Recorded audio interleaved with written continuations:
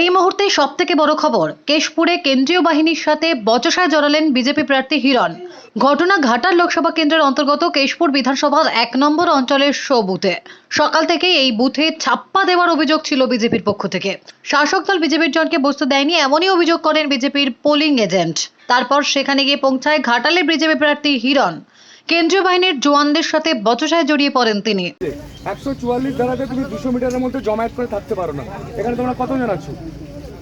এখানে 144 ধারা আছে। তুমি কি জানো 144 ধারা কাকে বলে? তাহলে 144 ধারা তোমরা এতজন একসঙ্গে থাকতে পারো না। বাজার হোক আর যাই হোক, ভোটের যেখানে হবে তার 200 মিটারের মধ্যে দাঁড়িয়ে থাকতে পারবে না। পুলিশ কোথায়? আপনি দেখতে পাবেন পুলিশ আছে। আপনার গাড়ি আটকানো হলো অতি সক্রিয়ভাবে, কিন্তু পুলিশ এইখানে কোন পুলিশ দেখতে পাচ্ছেন?